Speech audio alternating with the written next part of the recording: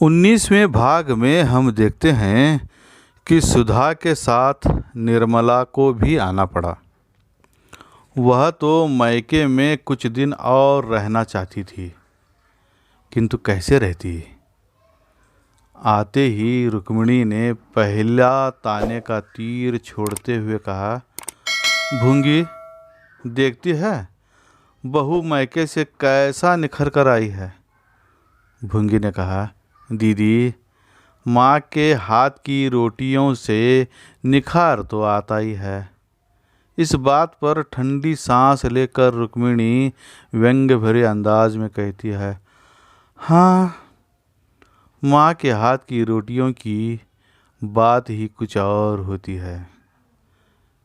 निर्मला समझ गई कि उसके आने से घर में किसी को खुशी नहीं हुई। निर्मला ने अपनी बच्ची का नाम आशा रखा था। सचमुच वह आशा की मूर्ति सी थी। मुंशी जी ने जब आशा को गोद में लेना चाहा तो रोने लगी। उसे चुप कराने के लिए उन्होंने सियाराम से 2 आने की मिठाई लाने को कहा तो जियाराम ने कहा, हम लोगों के लिए तो कभी मिठाई नहीं आती।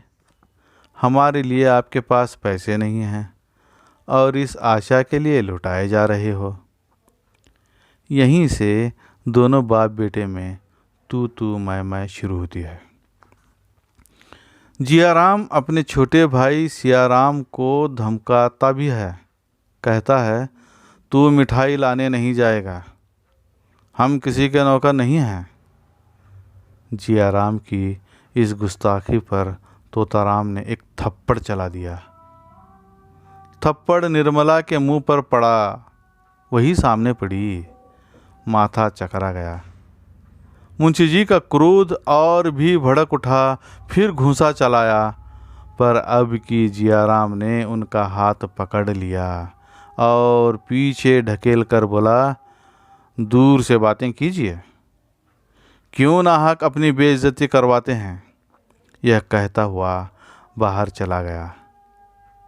इस तरह तोताराम के घर तूफान खड़ा हो गया था। हर तरफ अनर्थ ही अनर्थ होते दिखाई देने लगा था। इस बात की निर्मला को बहुत चिंता होने लगी। निर्मला को आज एक नई चिंता सताई जा रही थी कि जीवन कैसे पार लगेगा।